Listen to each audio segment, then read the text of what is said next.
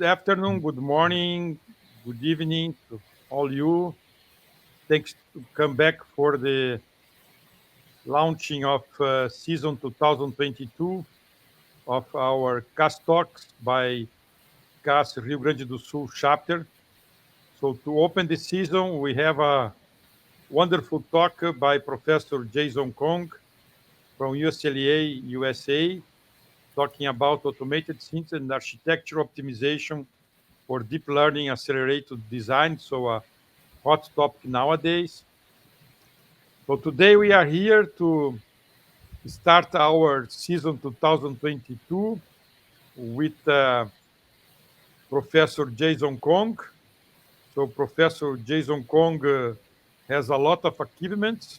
So he is the Vognal Chair for Engineering Excellence Professor and former department chair at the University of California at Los Angeles Computer Science Department, with joint appointment from the Electrical and Computer Engineering Department. He was the director of Center. He's the director of Center for Domain-Specific Computing and the director of VLSI Architecture, Synthesis and Technology Laboratory. Dr. Kong's research interests include novel architectures and compilation for customizable computing, synthesis of various circuits and systems, and highly scalable algorithms. He has over 500 publications in these areas, including 16 Best Paper Awards and 3 papers inducted to the FPGA and Reconfigurable Computing Hall of Fame. He co-founded AutoSA, which developed the most widely used high-level synthesis tool for FPGAs, renamed to Vivado HLS after Xilinx acquisition. And more recently, Falcon Computing Solutions to enable FPGA acceleration in data centers, also acquired by Xilinx. He was elected to an IEEE Fellow in year 2000, ACM Fellow in 2008, the National Academy of Engineering in 2017, and the National Academy of Inventors in 2020. He is the recipient of the 2022 IEEE Robert Noyce Medal. So you can go to the web page of Jason to see much more about his achievements. So if you take time here to talk about all his achievements, we can take several hours now. But we are here today to attend his talk. So thank you very much again, Jason, to accept our invitation. And the floor is with you to start your talk. Okay, thank you, Ricardo, for that nice introduction, and thanks for inviting me for this wonderful seminar series. Can you hear me all right? Yes, it's okay. Okay, great. So I apologize, I have some technical difficulty to get PowerPoint to work in a slideshow mode. So you have to see this screen, and we lost kind of animation capabilities, but let's go with this. That's the best way we can do now. The topic is automated synthesis architecture optimization for deep learning accelerators. The interest for deep learning acceleration is very high. So in this recent article that at the end of the last year, and roughly there's 225 firms in AI accelerators. Most of them are in US and China, and with a total funding of over $20 billion. And then that's not surprising, we hear a new company almost every week, right? So here is an example of some of the popular, well-known AI ML accelerators from Google, from Tesla, from Amazon, and Separable, Qualcomm, and GraphCore. So with so many activities going on, that a natural question to ask is that can we automate the process to design the AI ML accelerators? So what is the core engine that behind these accelerators? It turned out that that's possible, right? That if you do a careful analysis, what we can find out Many of these accelerators are based on so-called systolic arrays, which I will explain in a moment. So the natural question is that, hey, can we automate the synthesis for systolic arrays? So that's kind of leads to the topic I'm going to cover today. One is about the automated synthesis of a systolic arrays, and then how do we search for the best systolic arrays, and then how do we put it as a part of the end-to-end solution for acceleration pipeline. So let's start with the definition. What is a systolic array? It's a rather old concept that started by H.T. Cong and Charles Laserson. This paper was back in 1978. So it's basically an array of processing elements. They work in a systolic fashion, and they exchange data and do computation in a rhythmic way.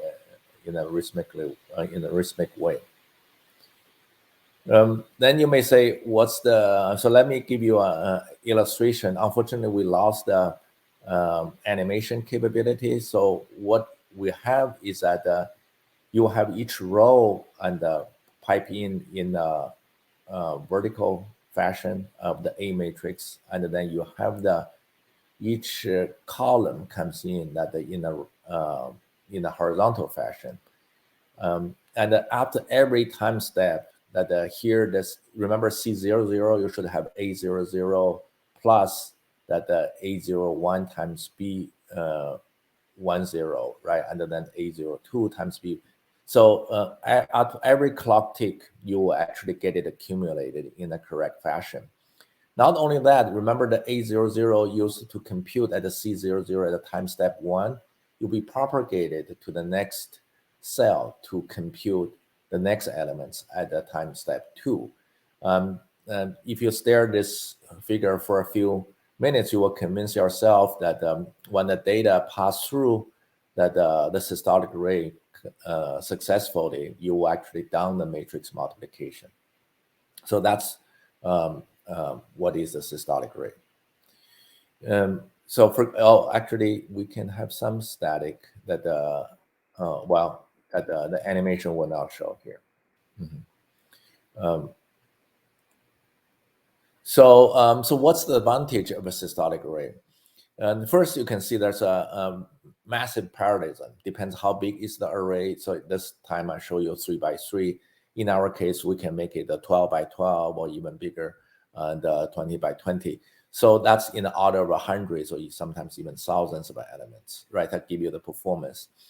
But another very nice property of the systolic array is that it has only local communication, and you only ship the data to either the neighbor in the horizontal direction or neighbor in the vertical direction. So that actually improves the energy efficiency, also reduce the latency. However, for designing a systolic array, it's actually not easy. When you get a piece of a software code, you have to identify the execution pattern. Most likely, you have to do some transformation. I'll tell you what transformation to be done. Not only that on the hardware side, when you generate a systolic array, you have to make a number of decisions. For example, what data to pipe in the horizontal direction, vertical direction, how do you design the PE, so on and so forth. So it's not a trivial effort. I can tell you in our experience, that's 8 years ago, had a very talented senior undergraduate students do a matrix multiplication design in the summer of 2014. Was only a 1D systolic array. And eventually, he completed the design in 5 months. There's 1,700 lines of RTL code. But we did achieve close to 200 gigaflops that are on the old Xilinx Vertex 7 device. So at that time, this performance is actually state of art. But at the time, it's not trivial that just a simple systolic array, 1D systolic is 5 months. You may say, okay, maybe the students are not that efficient, right? But let's see the data from the industry. So this is the data published by Intel. They also use systolic arrays for multiple applications. So you can see I highlighted a few on this per HMM. is a systolic rate design. And also this VGG16 is a deep learning application. And then also there's a general matrix multiplication. Some of them are designed in Verilog, some of them are OpenCL. You can say it takes close to 4 months to 18 months. So obviously it's not an easy task, that it's very challenging for industry expert as well. So now the question is, can we automate the systolic rate designs? The answer is it's possible, but it's not going to be easy. One thing I want to convince you is that there's a very large design space there and many optimization opportunities. Let's just take an example. You have a 1024 by 1024 matrix multiplication, A times B, you get C. So in this case, actually we show you have somewhere around the 2 to the 40, that many configurations. The reason is that you can tile in each dimension, so that's already 10 possibilities for each of them. And then you also consider the matrix, the loop permutation. There's also different data flow types. I will explain that you can have 1D systolic rate, you can have 2D systolic rate, and you can pump in the data in a different fashion, right? So you have to choose the best one out of this fairly large solution space, very large solution space. So this is where now our automated tool comes in, called the AutoSA. It's an end-to-end systolic rate compilation. So you can give us some very basic general C code, and we can actually get your highly optimized systolic rate. Where we do a number of hardware optimization techniques that apply a number of hardware optimization techniques. So we are not the first one to consider that this problem. I'm listed a number of previous work.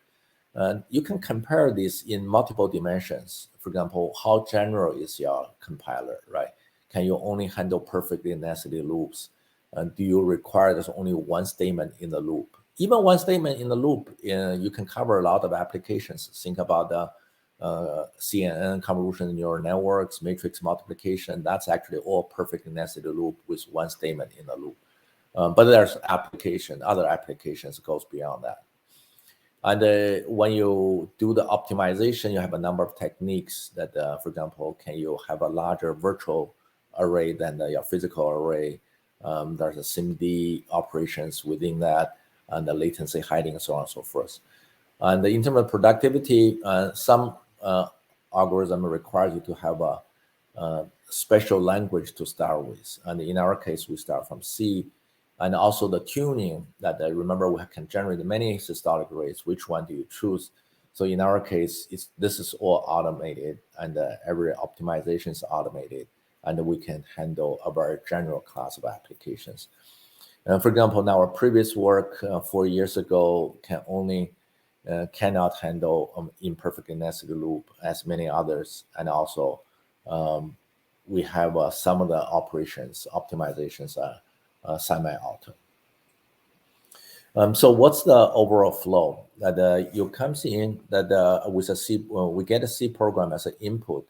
A key step is that we generate a polyhedral internal representation, intermediate representation.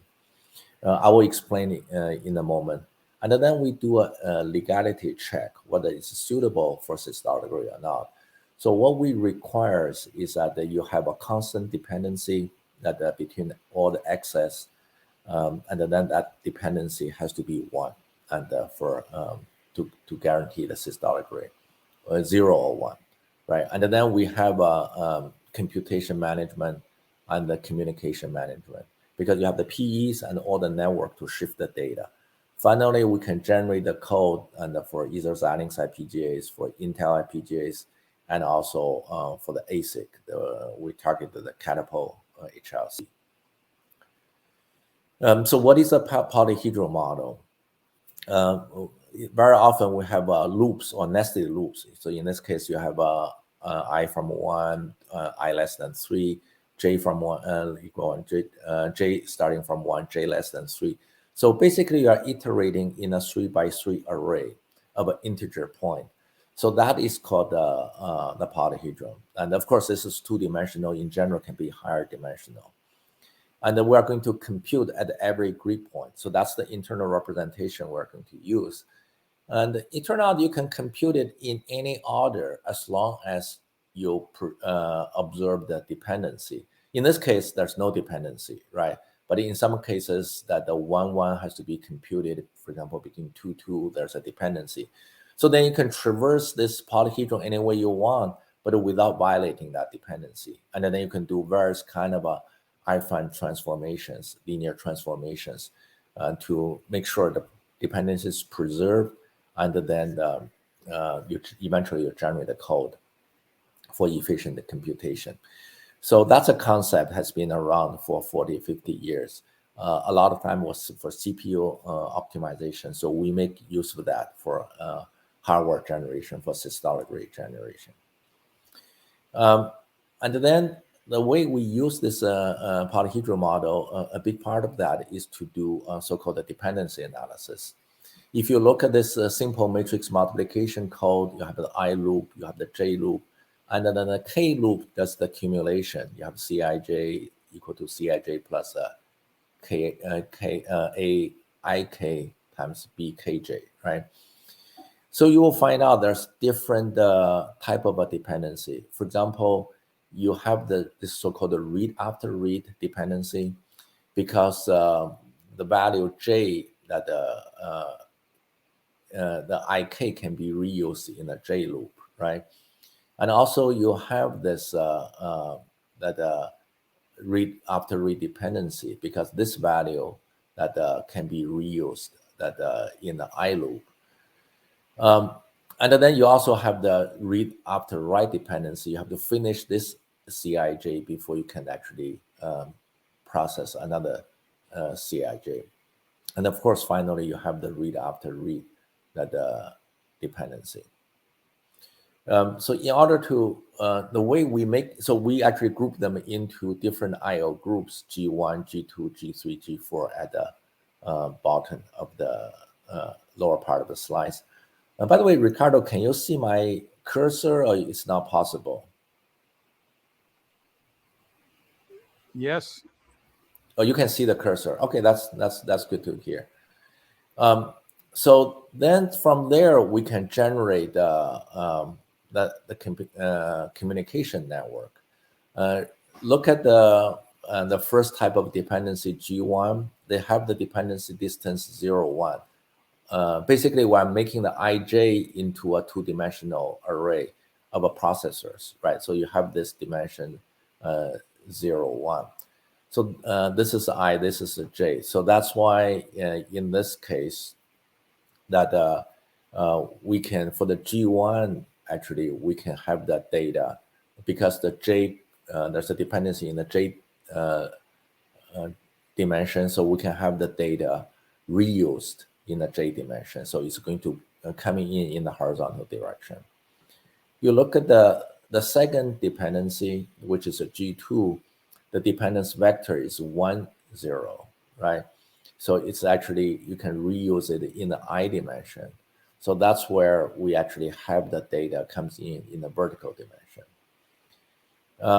For the G3 and the G4, it's 0, 0 for each one. There's basically no dependence among that. So you don't have to actually send the data to anyone else. You can just accumulate within the PE. Except for the final one, it's actually it's the output, right? You have the write after write. So I have to shift it out to the DRAM. So the way we use the polyhedral model is that by doing the dependency analysis, then you can actually figure out how you want to design your communication network. The second part is that the computation management. That here I give you some ideas that what we do is the space-time mapping, array partitioning, and the latency hiding, the SIMD vectorization. So let's maybe take a closer look. The first step is the space-time mapping. So you have this IJK 3-level nested loops for matrix multiplication. You have to decide what is the space loop and what is the time loop.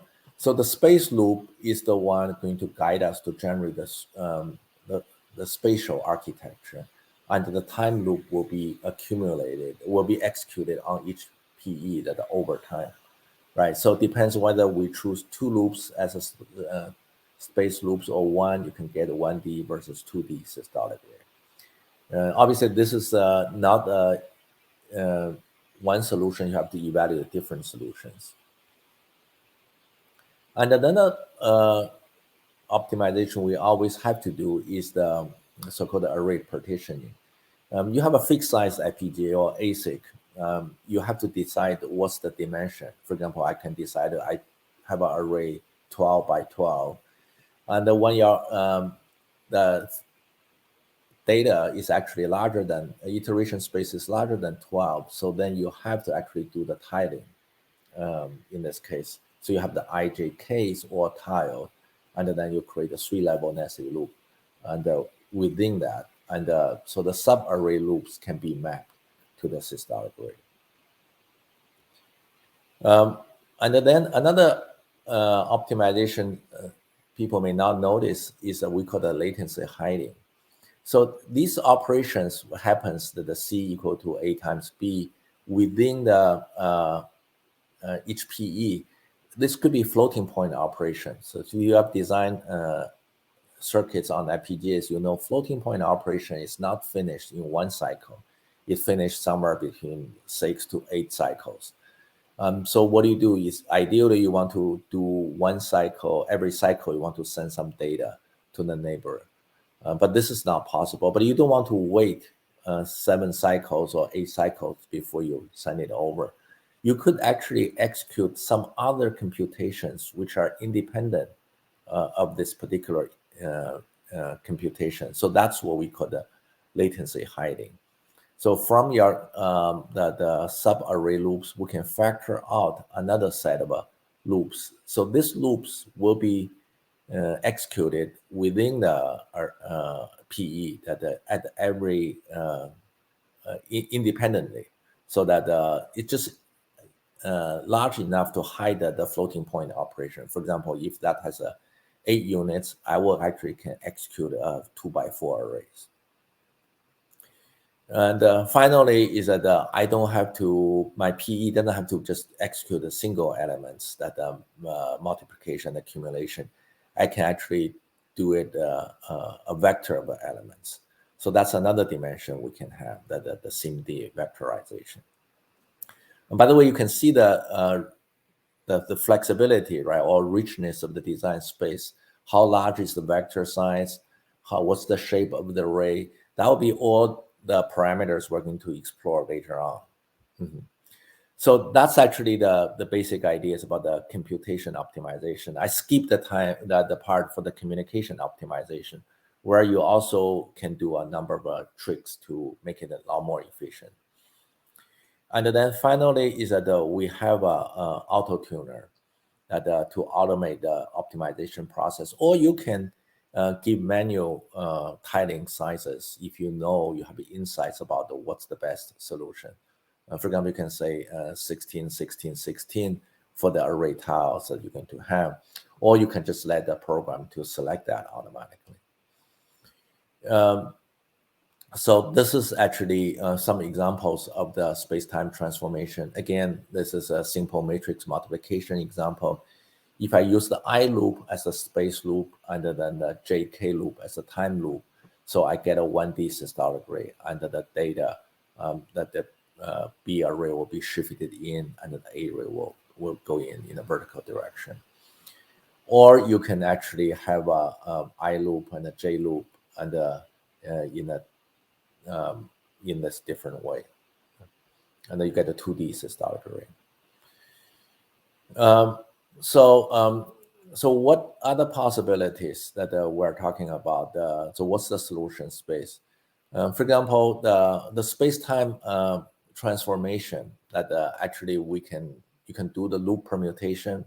There are 6 possible permutations among the IJK loops.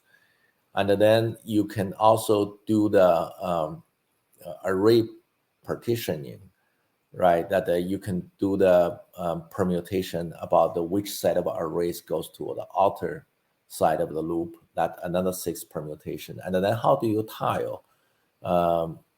You can go, even you take the factors of 1024, you get the 10 choices for each one. So the compound result is 2 to the 30. And the latency hiding, you can choose the loops that to go in to hide the latency. So that give you another 10 to the 2 to the 10 choices. And the vectorization, for example, in our case, we can go 1, 2, 4, 8. That you can get a few discrete choices. So that let's say there's 4. And you can do buffering or not buffering, and you can do data packing. This is in communication, how you pack. So that's why if you take all these values together on the right-hand side, you get a 2 to the 40. So one challenge is that how do we choose the best solutions out of this? So in our optimization engine, we'll solve this problem first using mathematical programming solution. It's a global optimization. However, you have to come up with objective that which is manageable to the solver. So the objective is approximation of the real latency estimation. But then we will further fine-tuning that based on a number of good solutions. We do evolutionary search. So I will have a few slides to talk about this search engine in more detail.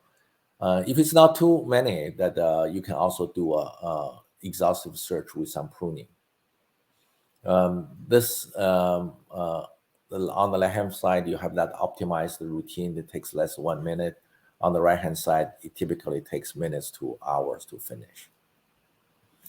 So let me show you some result that. By the way, this is an open source tool you can download. That it's all input is a C code, and within that we use the polyhedral model extraction tool PET plus the integer set library and the ISL, and the tuner is written in Python. And then we can, in our experiments, we focus on the Xilinx U250. So this is one of the largest chips we can have.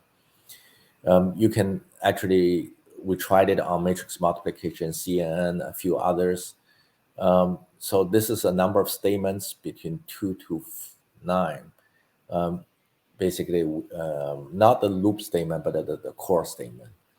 So this number of C code, right? It's not too many, from a few lines to less than 30 lines. But you look at the high-level synthesis code we generate, it could be from 1,000 all the way to 10,000 code.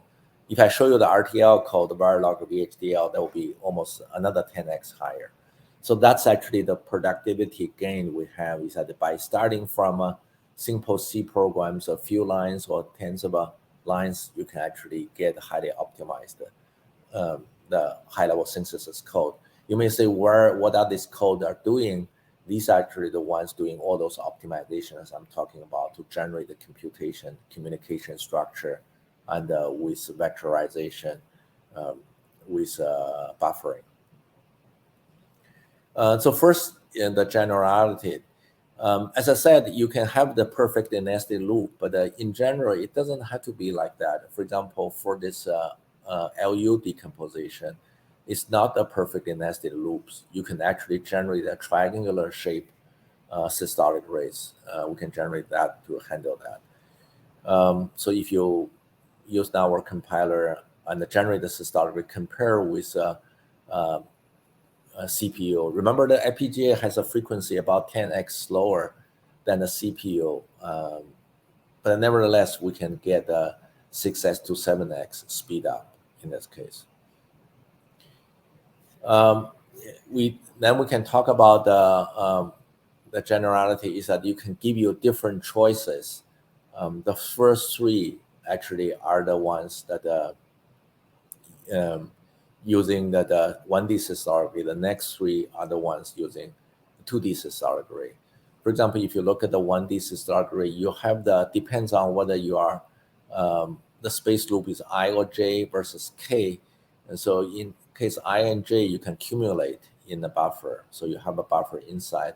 In the K loop, you actually don't have to accumulate, but you have a different ways to pump in the data. And then the similar things that happens with the 2D systolic array. Depends how you structure your loop, that your hardware structure will be different. So this is actually the comparison on the matrix multiplication. I'm listing various kind of published result. One thing I want to bring your attention is that in terms of the teraops per second, and for the integer 8 case, we can get close to 7 teraops per second. Again, this is on the FPGA. Remember that the frequency is 10x slower than the ASIC. So if you extrapolate on the ASIC, then it can be very significant. Density-wise, of course, is also slower. This is also the case with the CNN and the other examples. If you compare across the board, we are actually have the best performance. You probably noticed that the one thing I highlighted is that we can achieve very high DSP utilization and consistently at over 97%, which is not easy. Basically, you can make sure that all these DSPs are busy almost all the time. So with this tool that we can have polyhedral compilation in seconds, and then the auto tuning also in seconds. The FPGA synthesis actually can be long because we generate very large designs that occupies almost every corner of the large FPGA. To do place and route, sadly, sometimes it takes 20 hours, maybe even longer. But nevertheless, it finished in a day or two. Remember, I was talking about that we have to do a design in that a few months. So this is a productivity gain we have. So this is an open source software. You can follow the link on the slides and give it a try. So I want to say a little bit more about using this one to help us to do find out the best systolic for deep learning. And first, I can tell you that before you have such a optimized tool to generate a large number of real hardware, it's really hard for you to make design decisions. Many papers, they made some sort of looks reasonable, but actually suboptimal decisions. And so let's look at some of the common sense heuristics. For example, one heuristic, they will show, the off-chip communication is very important. So you want to minimize the off-chip communications. There's various papers using this to guide the deep learning accelerator designs. So from our design space exploration, we show that if you use this as a metric, you actually get a 45% of a performance loss. That on this, again, it's a 1024 by 1024 by 1024 matrix multiplication. Use that as example. By the way, the many deep learning examples can be reduced to matrix multiplication. So this is actually a very meaningful example. Another intuition people have is that he says, okay, we have both computation time and communication time. Let's minimize the max of a computation and communication. That sounds quite reasonable, except that if you do it module by module in a pipeline fashion, you need some time to start the pipeline. You also need some time to drain the pipeline. So if you just take the max computation and communication, you will not be able to model this initialization time and time to drain the pipeline. That actually counts for 9% of a performance loss, and we can quantify that. The third one also seems to be very reasonable. People say, we'll consider tithing, but let's use only integer divisors. For example, if I have a loop of 16, that let me consider tithing factors to be 1, 2, 4, 8. I will not consider 7. I will not consider 11.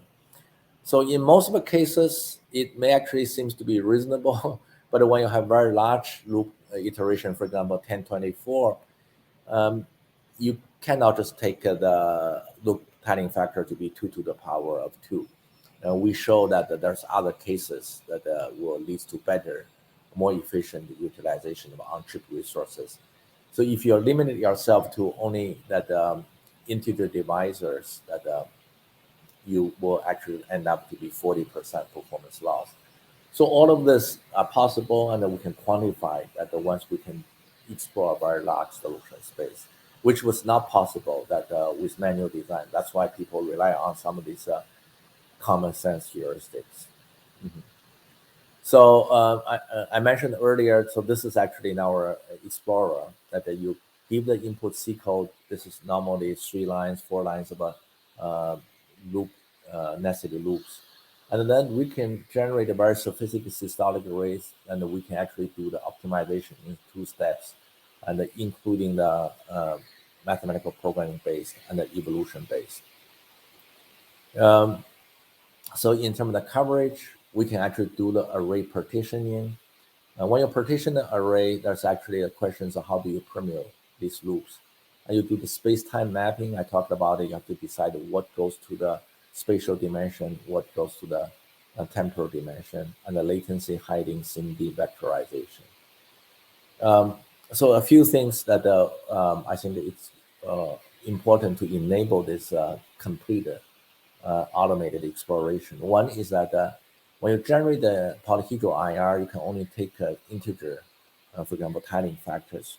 So we come up with a shadowing representation where we can take undetermined parameters. So that's important for our loop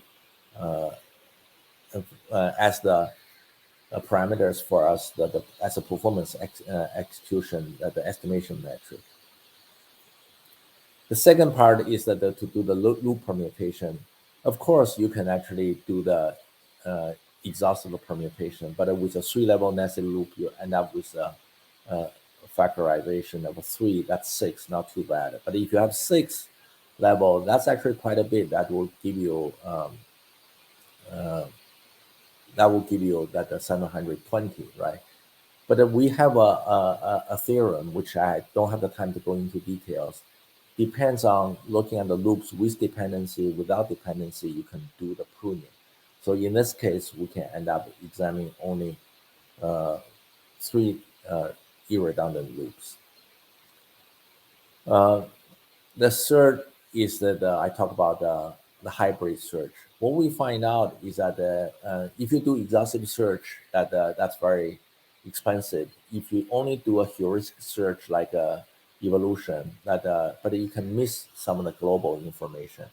So in our case, we use mathematical programming that optimizer to get a high quality seed solutions, a set of seed solutions to do the evolution. But in our mathematical programming based solution, the objective function is less accurate.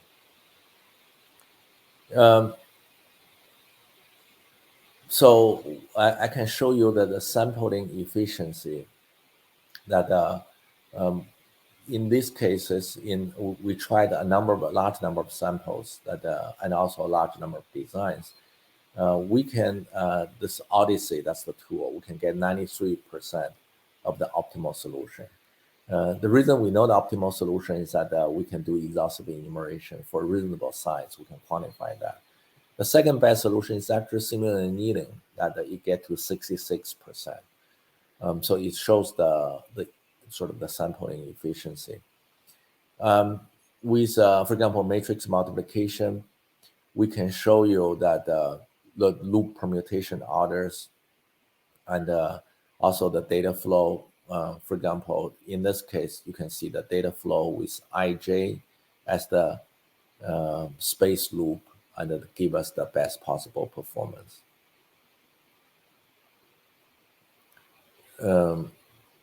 You can also look at the CNN case, so the VGG16. So this is actually interesting. You look at all the different data flows. So you use this horizontal H and then I,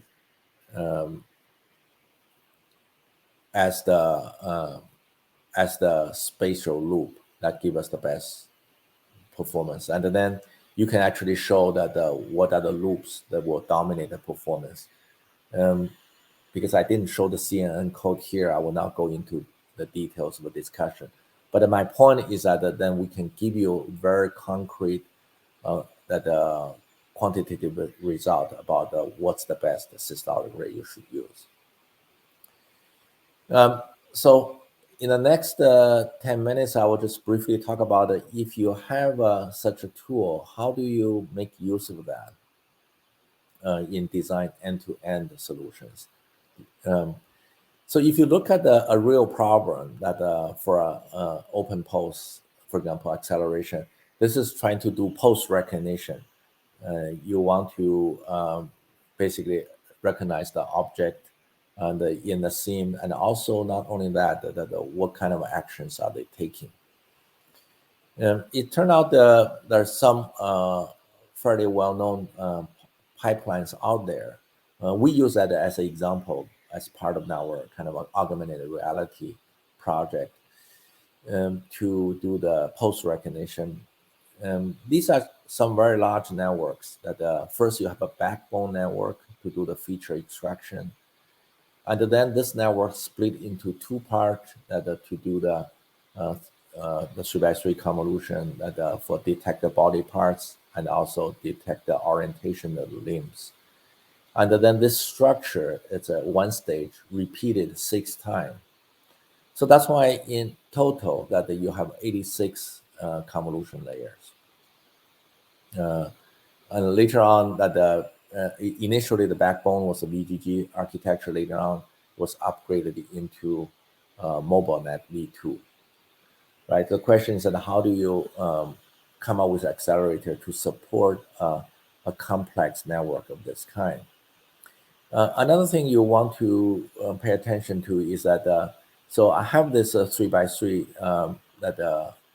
that convolution that you have standard convolution, but in many cases they have depth-wise separable convolution, and also they have the residue blocks.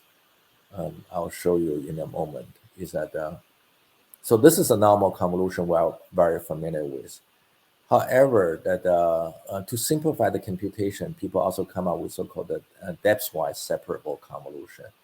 So you do a k/2 convolution per layer, and then you do a 1-by-1 convolution to merge all the layers, to actually combine all the layers, right? And there you also have so-called residue bottleneck blocks. So you start with by input and you do 1-by-1 convolution, followed by 3x3 depth-wise convolution, again 1-by-1 convolution, to get a solution, and then you will combine it with your initial solution. So you have to actually take both of them, add it together. So these are just some of the patterns you have. So it's a little bit more than just I talked about either matrix multiplication or simple convolution. The question is how do we support architecture of this kind? So this is the basic architecture template we have. So first we have a module to support depth-wise convolution. And after that, of course, you can do ReLU.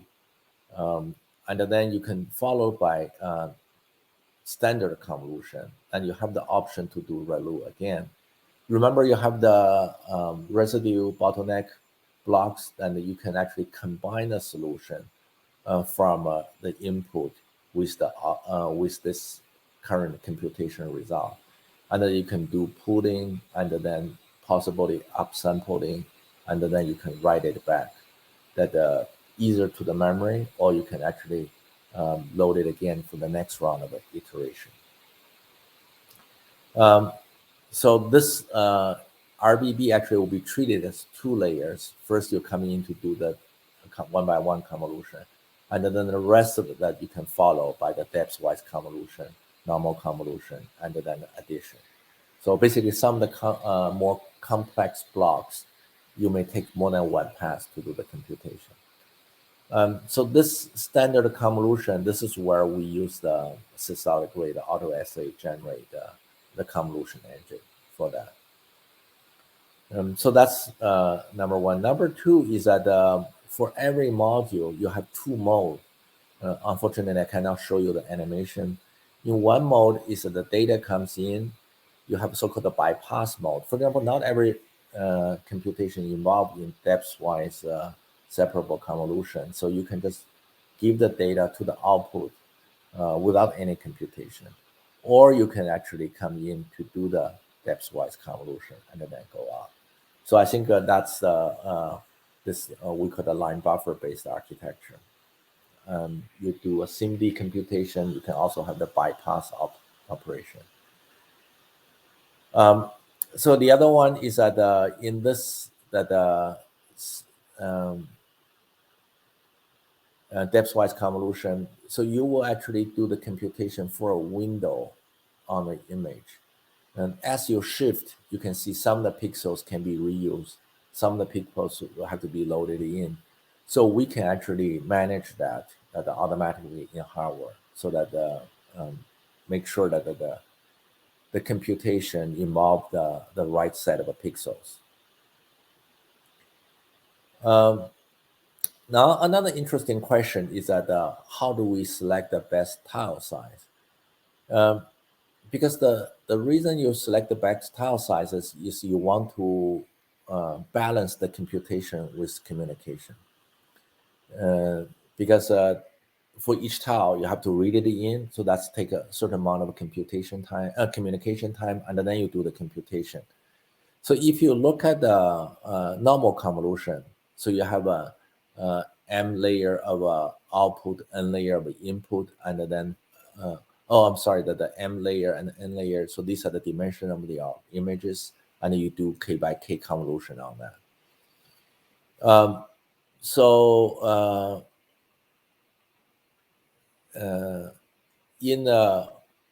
Actually M and N are the input and output sizes. So in depth-wise convolution, you only do that separately on each image, and then finally you combine them together. So the computation is much less, right? And then in the residue bottleneck blocks, so it's a little bit like the depth-wise convolution in terms of complexity. Because complexity changes, naturally, actually, you prefer different tile sizes. So this is another thing that we actually support in our computation is that we'll read in tiles in different dimensions, depends on which layer we are doing and what kind of a computation we'll be doing. So you can see there's a difference between the dynamic tiling and then the uniform tiling.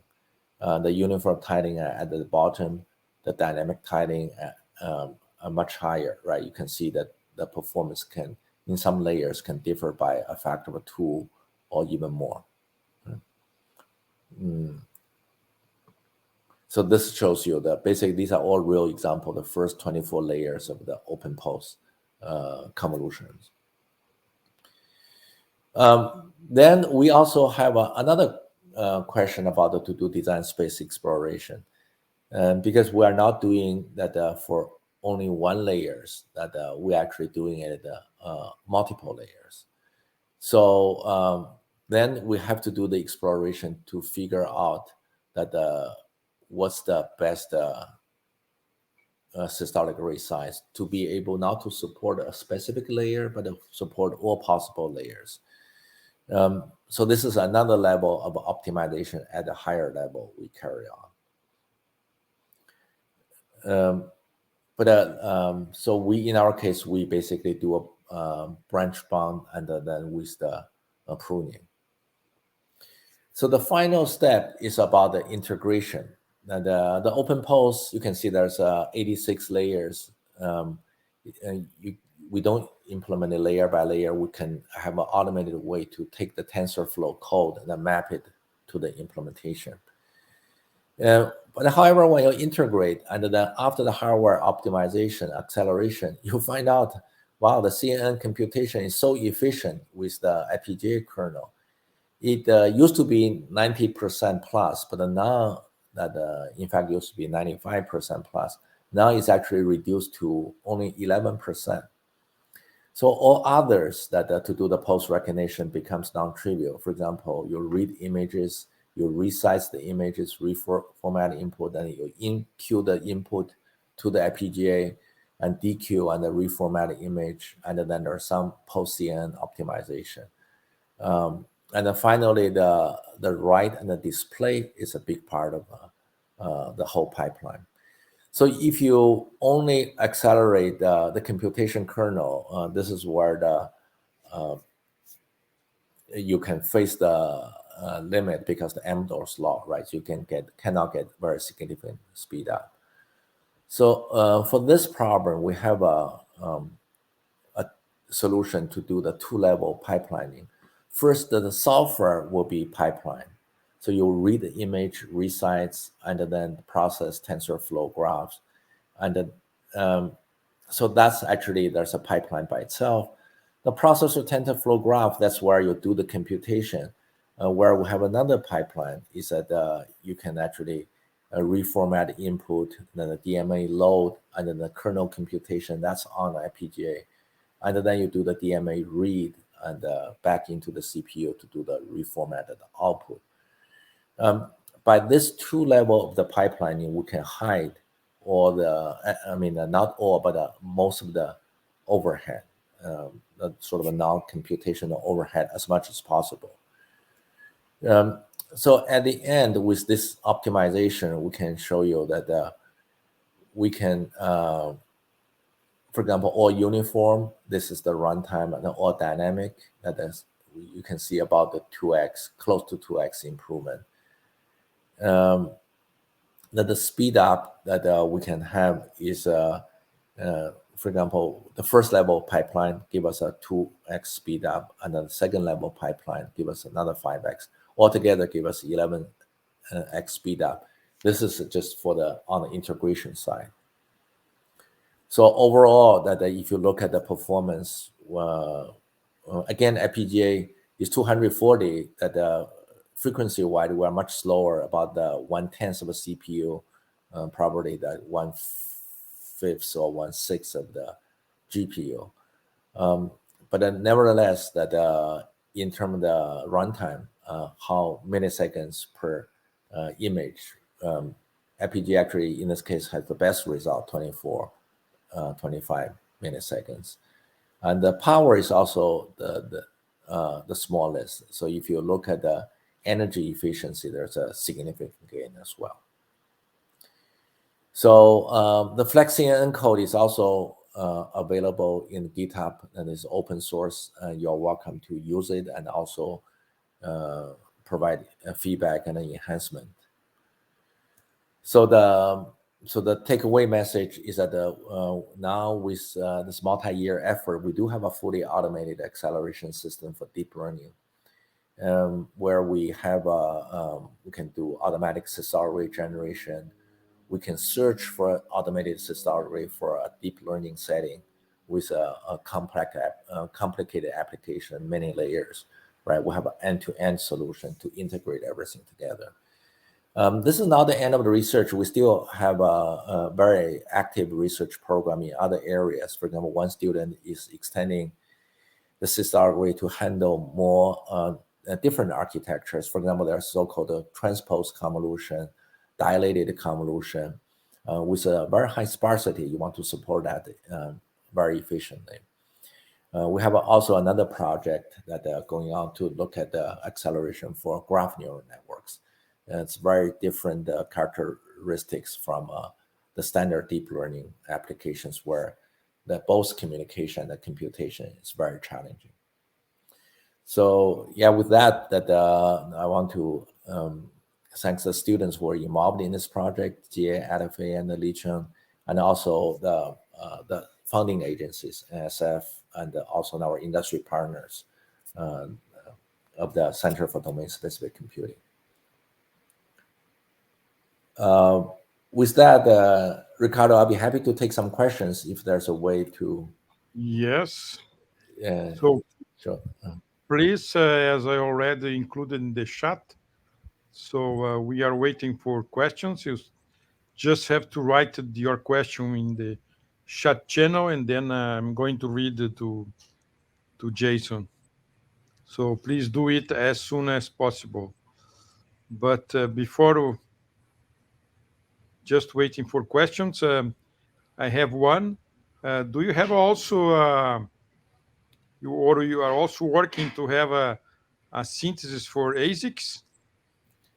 Yeah, and remember that I did show a flow. So everything we output is not RTL directly. It's actually optimized input for a high-level synthesis tool. So in Xilinx case, we use the Vivado HIs as the backend, but we also had an effort to use the Mentor Graphics Catapult as the backend. So that's the one that can go to ASIC, although we haven't tested it yet. The reason is that we don't do ASIC design in my lab, and the cycle is too long and the cost is too high. And then most of the architecture ideas we can kind of validate on the FPGAs. If you want to get the ultimate performance, you should go to ASIC. Yeah, because it appears that as simulated annealing is a very regular architecture, you can have maybe nice approach to do the physical design automation of the. Yeah, definitely. Yeah, it's actually a very good point that I did not get a chance to say. Although Systolic is a very regular architecture, when we map to the IPGAs, I was hoping to see a very regular 2D array grid, but it was not the case. The reason is that the modern IPGA is very complicated. It has 3 dies on a silicon interposer, and then they have the DRAM banks and in the middle, and the memory port, the arrangement. So they mess up a lot of the layout. So it actually you get a rather irregular layout. One thing I want to mention is that the fact we can achieve relatively high performance, 250 megahertz or 300 megahertz is already quite remarkable, just given the capacity of the FPGA we're using. So we are using this tool called Auto Bridge. Is one of the authors is also in the acknowledgement list.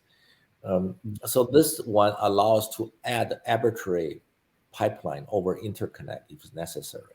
So that's the one way to overcome the long wire delays. Because literally you will have some systolic array go from one die to another die across the silicon interposer. So without interconnect pipelining, that's not possible to get even that 250 megahertz of frequency. Okay, thank you, Guilherme Corol. Thanks for the talk, Professor Cong. What about other kind of FPGA accelerators like data flow or streaming? How do they perform versus Systolic? Right. So the systolic array is not for everything. That I remember I said it has to be. You have to make sure that they have the constant dependency, and then if you wanted to have the neighborhood structure, only can talk to the nearby neighbors. The dependency has to be 1. But we have worked on many other FPGA accelerators and using different compilation tools. One is that for data flow applications, we have this wonderful tool called the TAPA, published last year at the FCCM 2021.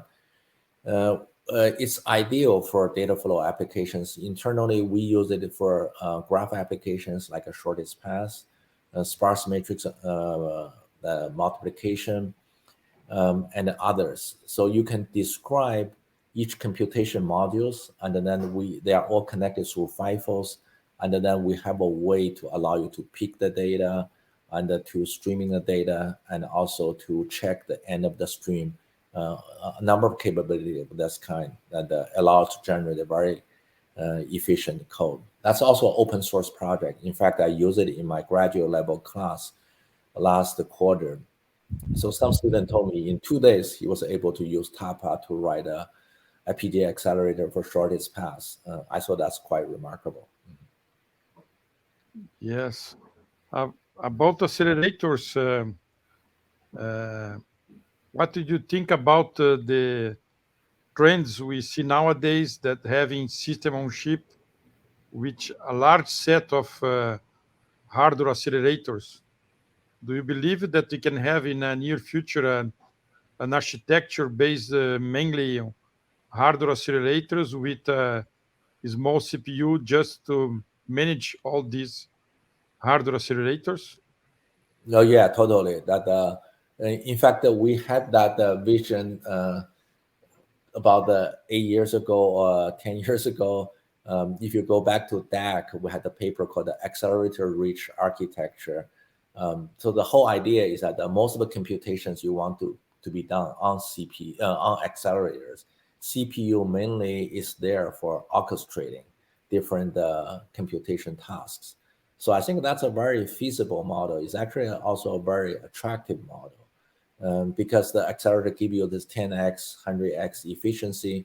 So for every type of a computation, if you can have a corresponding accelerator, you want to give it to that to specialize the computation. And then the CPU can do the instruction decoding, can orchestrate the computation. So I think that will be the right way to go. And we should add more and more the Yeah. specialization on chip. Right?